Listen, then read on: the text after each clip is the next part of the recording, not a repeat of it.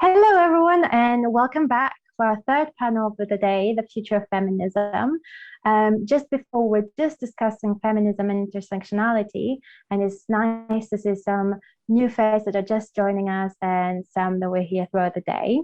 I'm going to go ahead and give up the torch, pass on the torch to Maria Montanes, who's going to chair this event today. We have also in the chat put the link to Eventbrite, so you can check out the titles of each panel and the names of our panelists.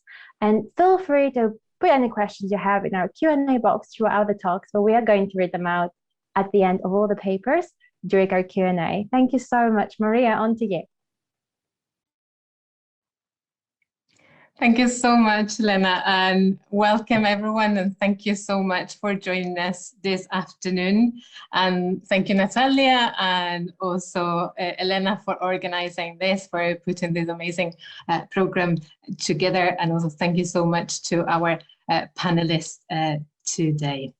I'm going to present the panelists, and then I will be reading some of your questions at the end. This is just a reminder that each panelist has 15 minutes to speak.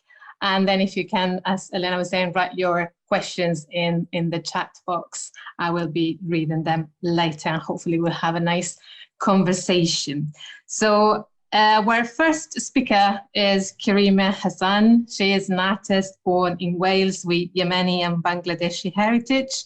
Karima graduated from the Royal College of Art in London, where she completed an MA in architecture, and from the Mural Career Development Program in Toronto. Karima's work integrates different media and moves between different spaces, questioning the delineation between street art, fine art, and community art. Karima creates live paintings at performance events across London and New York in order to highlight the importance of communities in the city. She's going to be our first speaker, and her paper is entitled Creativity and Catharsis, Using Art to Advocate for Change. And our second speaker will be Dr. Eliane Glaser. She's an English writer, lecturer, radio producer, and broadcaster. She graduated from Oxford University before gaining her PhD in early modern literature at Birkbeck University of London. She has written for The Independent, New Statesman, and the London Review of Books, and is a contributor to The Guardian, where she has written articles on contemporary propaganda, fake authenticity, and the ideology of natural childbirth, just to mention a few. She's also a regular contributor to, producer of, and sometimes presenter for BBC Radio 3 and also Radio 4. And her paper is entitled Blind Spots and Backslidings, Motherhood and Feminism. And I have to say that there was just a minor change. Unfortunately, Glory Edim cannot be with us this afternoon, but we are welcoming Miracle, who will be also presenting, and it's fantastic to have her. And Miracle Olatunji is a college student, entrepreneur, and author of Purpose, How to Live and Lead with Impact.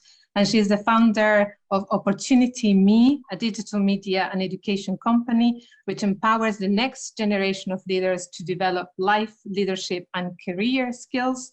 Miracle founded Opportunity Me when she was 17 years old and has helped thousands of emerging leaders as they pursue their personal and professional goals in the digital age.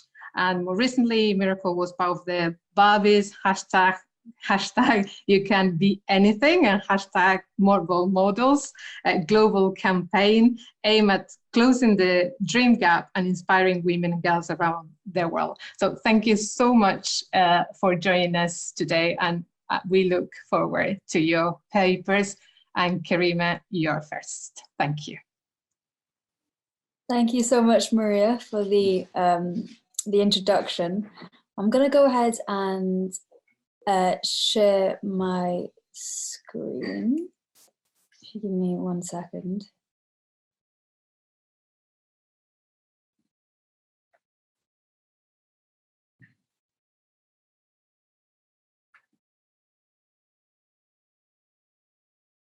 There we go. Would Maria, you can just tell me if you can see this fully, just so that I can make sure I know I'm. Yes, I can. Okay, great. So I'm going to be talking today from an artist's point of view and perspective on social change. And I think particularly I'll be grounding a lot of my speech and my studies about the year that we just had in 2020 and 2021, with a lot of political unrest, and how I've kind of navigated that experience. So just a bit of background about me. So as Maria mentioned, my background is in architecture, and I was really interested in how architecture can develop social change and how we have a responsibility to place make within the city. And after graduating, I wanted to kind of work on how I go about empathizing with inhabitants of the city and how I can connect to people. And painting in color has always been a really, really big calling of mine. And so everything that I do in terms of my work and my paintings is always centered around interviewing and showcasing community gatekeepers. And I'll go in performance events across London and paint people in a sketchbook or live on a canvas. And then I often then take that story and put it in the street somewhere as a mural. And I'll create kind of like community showcase nights, so to speak. That's part of my process. And my style is always quite abstract, colourful, expressive. And it lends itself really well to the urban environment. So as Maria mentioned, from New York to Toronto to London to Tokyo, I've done these events. And I think that my images always capture an embodiment of where I am and the context of the mind that I'm in. Carrying on. So I wanted to touch upon, because I think it's not really spoken all of the time about how we look after ourselves when we care deeply about a social cause that can be quite triggering. And I think today's event about feminism and about especially this change in time, I think it's really important that we try and find a balance, at least speaking from a first person perspective, a balance between looking after ourselves and being able to ride the wave with all of its ups and downs by taking care of our mental health at the same time as being alert. And for me, painting is a real healer, and painting helps me to express and connect with others, but also as a form of catharsis. And I think that catharsis is really important when we're really engaged. So I actually wanted to touch upon, because I know that this talk, and I'll go into it later, but I know this talk will be quite academic heavy and we'll be talking about heavier topics. But I think it's equally as important to talk about how we get in touch with ourselves, really, and how we can express our own ideas through a way and a lens that's not so, it doesn't have to be so final. We can kind of create a space where we can have a dialogue, and even if that's with ourselves, I think it's really important. And obviously, the topic of feminism and its rise and its kind of ebbing changes has been going on for a few decades, and it's still so relevant. But now I think the labels of feminism are kind of changing, and the idea of gender is changing. And so for me, I write as a form of expression so that I can have these dialogues out loud. And I think it's sometimes just, showing that this is a way to express yourself is validation enough. I also wanted to talk today about some practical ways and something that I'm doing that is helping me bridge both connection to others and also connection to myself. And for me, feminism comes back to the idea of being treated fairly and seeing everyone as having a right to express and to live and to connect and be creative and to imagine. And during the pandemic last year and this year, I started this project called The Stranger's Yearbook, where I basically just checked in with friends initially and then strangers on Instagram and just built a real genuine connection where I got people to send in their selfies and tell me how they're feeling. And in doing this, I actually managed to somehow almost translate the way that I can connect with people in live events and spaces, but on a digital platform like Instagram. And it was new ground at first, but actually I think this is really relevant because, you know, we're talking about heavier issues and social issues and feminism and equality. And when we can't meet in person, how do we have those dialogues? How do we create space to have a conversation? Where, you know, sometimes on messaging and Instagram, things can be so anonymous that it's easy to lose track of the face behind the person. And for me, this project that I gave to myself, where I started checking in on people, seeing how they're feeling, sharing these stories, actually is something so small, but also so powerful because it's a tool to build real connection online. And I will stop sharing here so I can move to my face, which is a bit more human. But I think mainly what I wanted to get across in this small talk is how personally I feel that there are some issues and social change issues that I've come to terms with and I am eloquent enough to speak about, and some that are more tender. And I think, for example, Black Lives Matter last year brought up a lot of trauma and a lot of things that I thought I'd worked past. And I think it's really important that we address how, although, you know, the Me Too movement and so many movements have allowed us to talk about feminism and sexism, there are still some issues that are close to the surface that are almost traumatic, and we need other ways to confront those heavier issues and confront those still quite emotional sore spots. And so for me, you know, painting is a way that I do that. Expression and drawing and writing is a way that I can basically maintain some kind of mental clarity so that I can stay on the wave of social change in its peaks and troughs without feeling burnt out. And I think that's the main thing. I really notice that, especially with Instagram and media and social media and Twitter, there's a lot of attention at one point and then it can kind of dissipate. And that can create a lot of anxiety and burnout for people. And I feel like these changes, they take time, they take resources and energy and years and decades. And so I'm trying to prepare myself for how I see this as a way that I can be involved in it for, you know, a marathon, so to speak, and how I can be interested and be active in this sphere, you know, for the rest of my life. And so it's about, for me, finding a balance between being engaged, but doing it in a way that actually somehow brings me joy so that I can keep on working and it doesn't totally drain me. Yeah, so that was my take on the talk, and I'm going to leave it here, keep it nice and short and sweet. But yeah, please do. I think we're going to do a Q&A after this, so I'll definitely stick around for that. And thank you so much again. Lovely. Thank you so much, Karima, for such an interesting talk.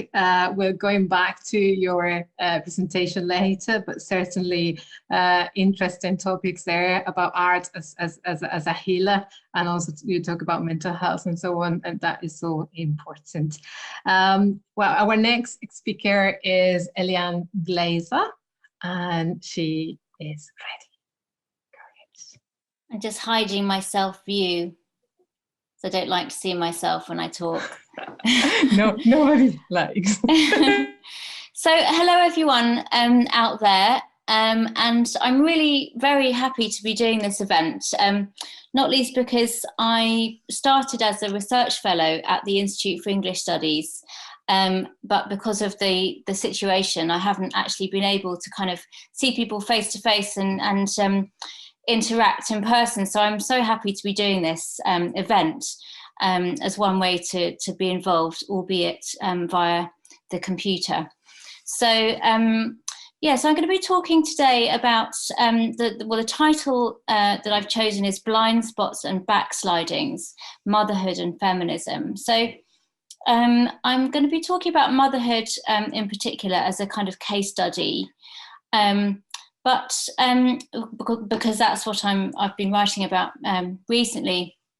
But as you'll be aware, today, as well as being International Women's Day, it's the day when the children have gone back to school.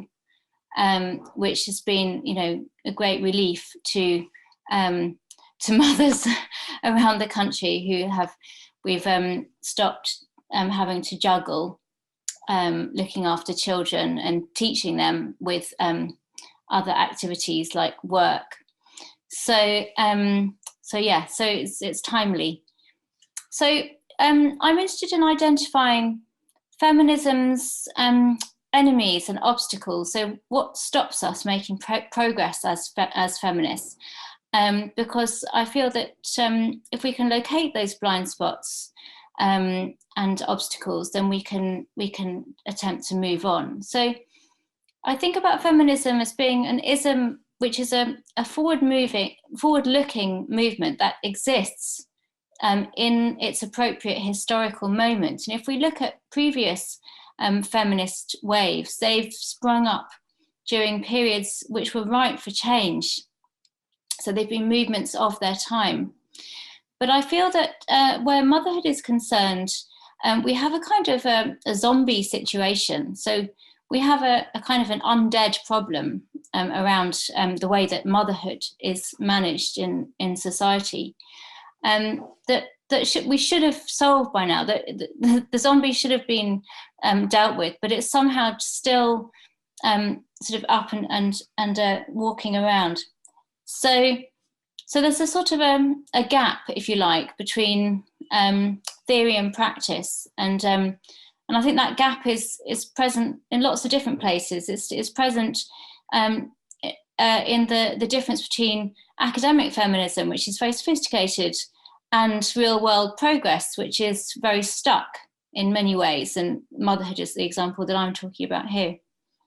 But also there's a gap in terms of perceptions and reality. So although the argument has broadly been one that, feminism and gender equality is correct, is ethically right, there is still great structural inequalities. So we hear global surveys revealing all the time that that many people now don't believe that women are in reality unequal to men. So take a single example, an Ipsos survey found in 2017 that almost 2/3 of men think that there is equality of opportunity among the sexes. Although less than half of the women thought that they agreed with that. So we have this perception that there is equality, and yet clearly there is not equality in the real world. But this cognitive dissonance creates lots of problems for feminism, because how do we keep the movement alive, and how do we keep the movement advancing if somehow there's this stubborn problem, but everyone sort of thinks that it's been solved, or they're bored of it, or we think we've moved on in our sort of belief in automatic human progress that is so hard to shake off. And I partly looked at the media, not to blame the media for everything, but the media loves all things new. So in the context of parenthood that I'm talking about today, the media tends to love headlines about hands-on dads, and it's a sort of exceptional nature of the hands-on dad that makes that story interesting. Yet the examples create the impression of this growing trend. So headline from Daily Mail in 2013, the rise of the hands-on dad, how 90% of fathers now take on bathing, dressing and diaper changing duties, like it's big news.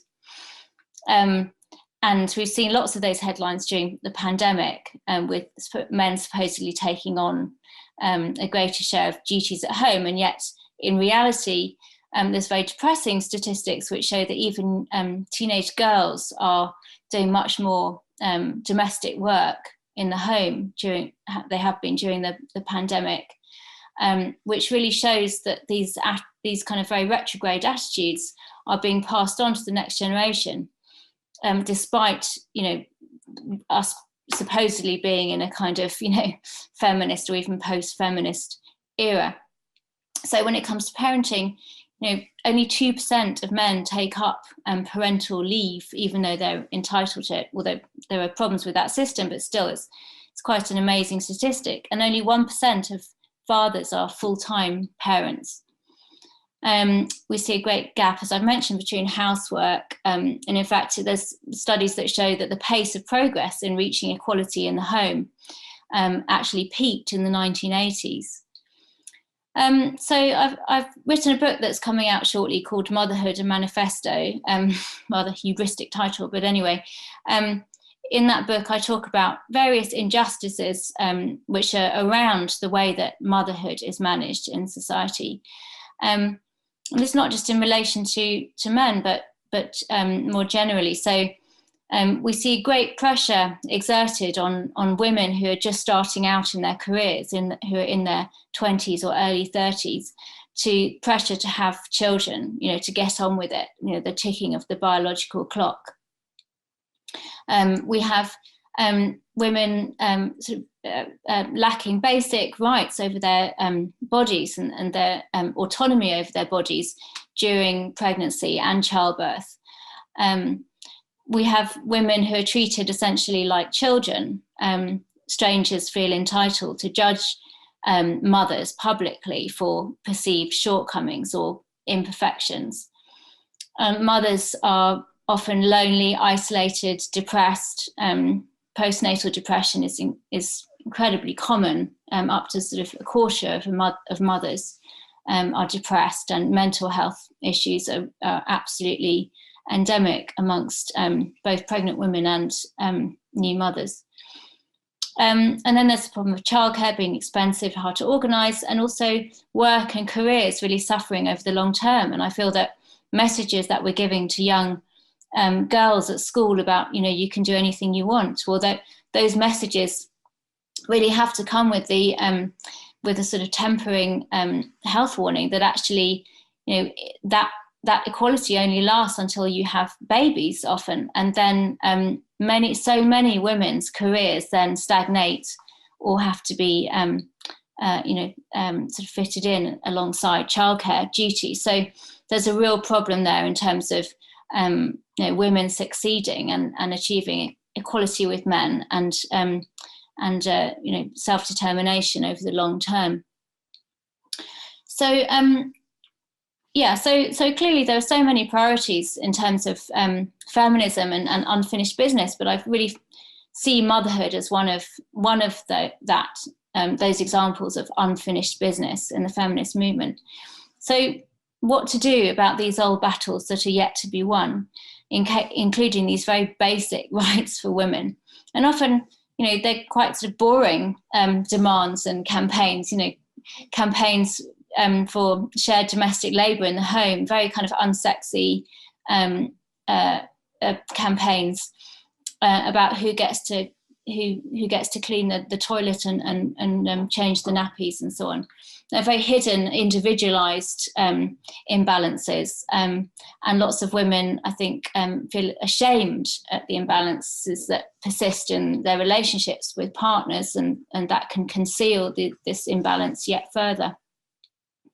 So why is motherhood such an obstacle to feminist progress?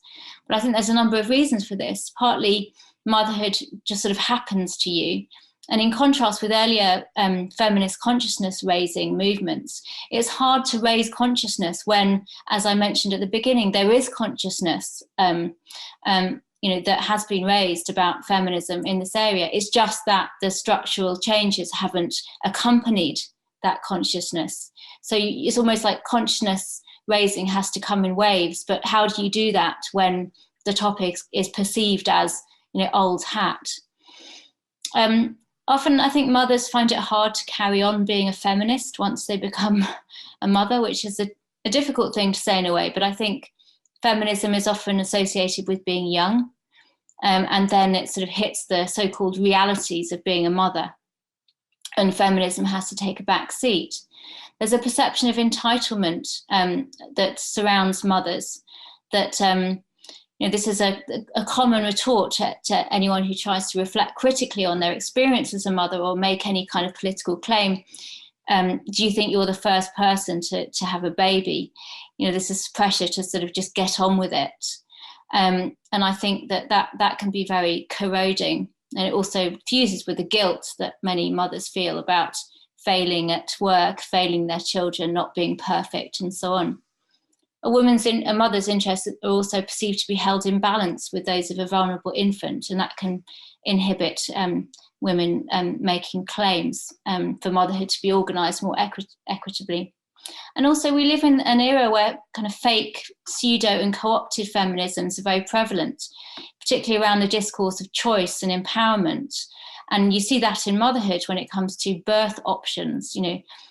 Mothers are supposed to be able to choose how they give birth, and yet, as I've mentioned, autonomy is often denied mothers when it comes to giving birth and once they become mothers. And then finally, there's a covertly dominant discourse, I believe, of natural motherhood, natural birth, breastfeeding, and being the only way, and so on, which sets up an opposition with a kind of supposedly patriarchal medical establishment acting against women's supposed best interests. And yet this cult of the natural, as I see it, really downplays women's self-determination and women's cognitive capacities in very retrograde and often very kind of ideologically suspect ways, even though, of course, I support the right of women to choose whatever way they choose, they can give birth within practical constraints and so on. And also motherhood as a topic is very divisive. There are the great divisions in feminism, which I lament, between mothers and non-mothers, and this kind of very almost kind of a gulf between mothers and non-mothers in terms of experience, life experience, which I think is corrosive to feminism in terms of building solidarity. So I'll draw to a close, but I think what to do, I think we need to remember previous campaigns and struggles. And, there are so many incredible examples from Selma James's Wages for Housework campaign to, the Black welfare rights activist Johnny Tillman, who worked for the rights of single mothers and to pay women for the essential care work of bringing up children. The Black Panthers, who set up initiatives like children's communal childcare and breakfast programs and so on. So we need to look back to these incredible experiments in a better settlement for mothers and a better management by society of motherhood. And we need to kind of we need to look at those campaigns, how they existed in their time, and see how they can be updated to fit with our current temporality, to see how they can be campaigns for our time. And I guess, looking to solutions around motherhood, there are interesting discussions about technology that, we can grow babies in glass wombs, but I'm interested in the political limitations of those technological solutions, whether we are actually giving up on more kind of rough and ready political solutions by looking to, slick and futuristic technologies. I'm also interested in experiments around different ways of living, critiquing the nuclear family, and there's lots of examples of that, including a book by Sophie Lewis called Full Surrogacy Now from 2019, which calls for the abolition of the family and uses surrogacy as a metaphor for communal raising of children. So there are lots of interesting ideas, technological but also political, circulating around. But I wonder, but my aim is that we rethink motherhood so that it becomes less of a privatized, individualized, hidden domestic experience, and more of an experience which is which is connected to you know, collective forms of solidarity and state solutions, and you know, connecting motherhood with the public sphere and with public political feminism. So I'll leave it there.